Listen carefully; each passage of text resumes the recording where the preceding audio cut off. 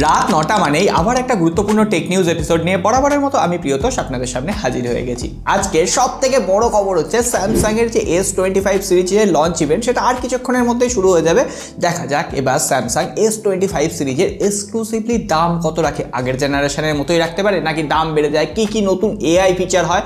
কারণ S25 সিরিজের হার্ডওয়্যারের থেকে এবার সফটওয়্যারের যে ইনোভেশন সেটা কিন্তু বেশি হবে। কিন্তু হ্যাঁ, দাম আমরা এক্সক্লুসিভলি ভাবেই জেনে গেছি, সেটা একটু পরে আলোচনা করছি। তার আগে বলে দিই অবশ্যই লাইক সাবস্ক্রাইব এগুলো করে রাখবেন, কারণ এই ধরনের ট্রেন্ডিং টেক আপডেট না শুধুমাত্র আমরা দিতে পারি।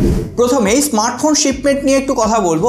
1 নম্বরে রয়েছে ভিভো, তার পার্সেন্টেজ রয়েছে 19%, দ্বিতীয়তে শাওমি, তৃতীয়তে রয়েছে স্যামসাং, আর চতুর্থে ওপো এবং 5-এ এসছে রিয়েলমি। 3 নম্বরে স্যামসাং। কিছুদিন আগে পর্যন্ত স্যামসাং 1 নম্বরে ছিল, এবার দেখা যাক স্যামসাং তার পুরনো জায়গা ফিরিয়ে আনতে পারে কি।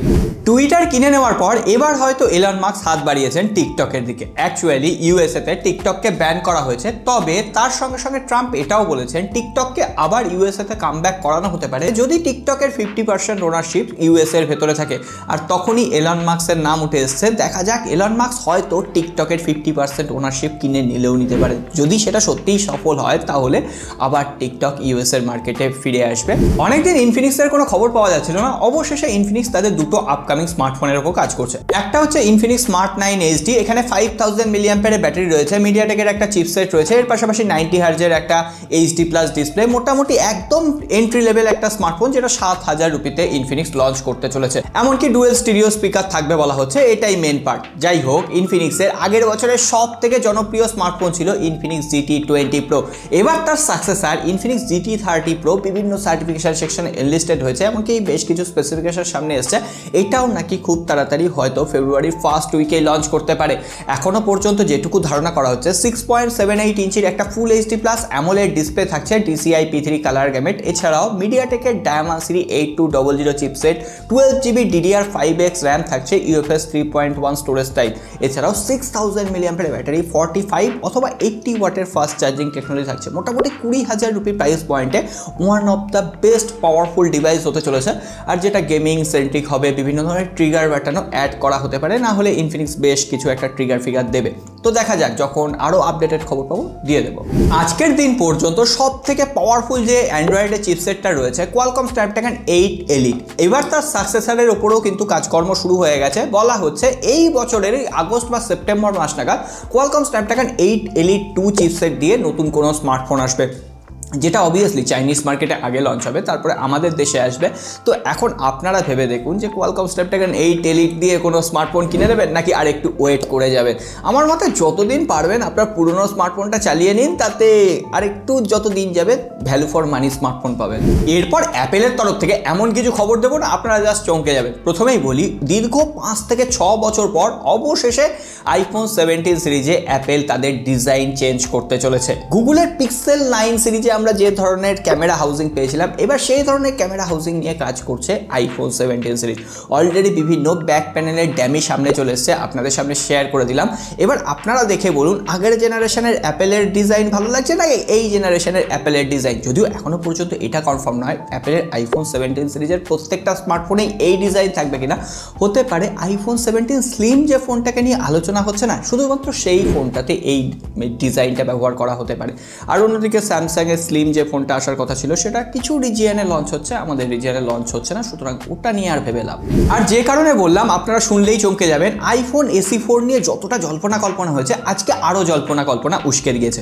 বিভিন্ন লিক এবং রিপোর্ট থেকে দেখা যাচ্ছে iPhone SE 4 যে ফোনটা, সেখানে আমরা এতদিন ভাবছিলাম যে ড্রপ নচ ডিসপ্লে হবে, একটু বড় নচ থাকবে যেটা অ্যাপেল দেয়, কিন্তু আজকে শোনা যাচ্ছে সেখানে ডাইনামিক আইল্যান্ড থাকবে। আমি জানি না, দেখা যাক। আজকে নিয়ে বেশি কথা বলছি না, একটা রেন্ডার সামনে এসছে আপনাদের সামনে দিয়ে দিন।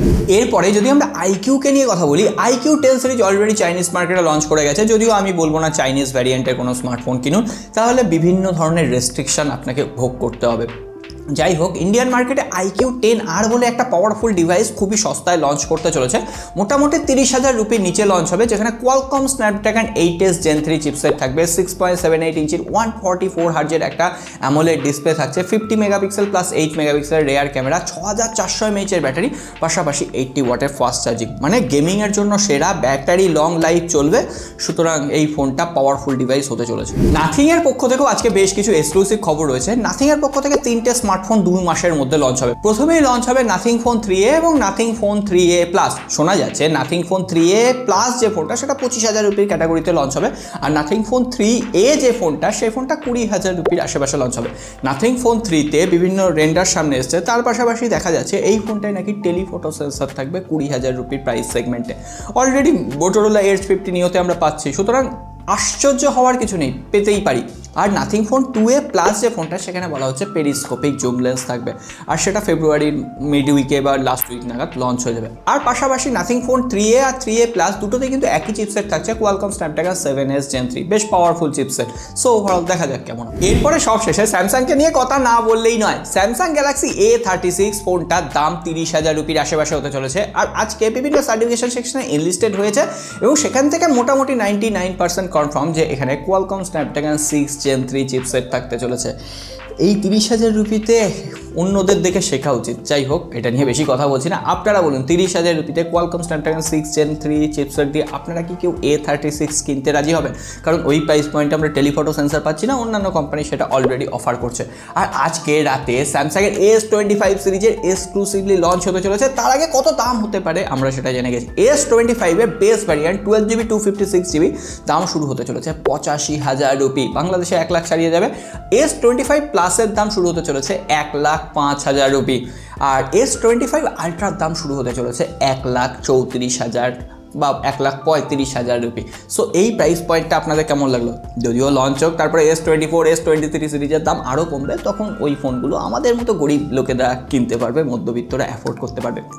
যাই হোক, আপনারা এখনই একটা জিনিস অ্যাফোর্ড করতে পারেন, সাবস্ক্রাইব আর লাইক বাটনটা করে রাখবেন, আর টেক লাভার বন্ধুদের সাথে অবশ্যই ভিডিওগুলো শেয়ার করবেন। লাইক কমে গেলে কিন্তু হবে না। দেখা হবে আগামী পর্বে।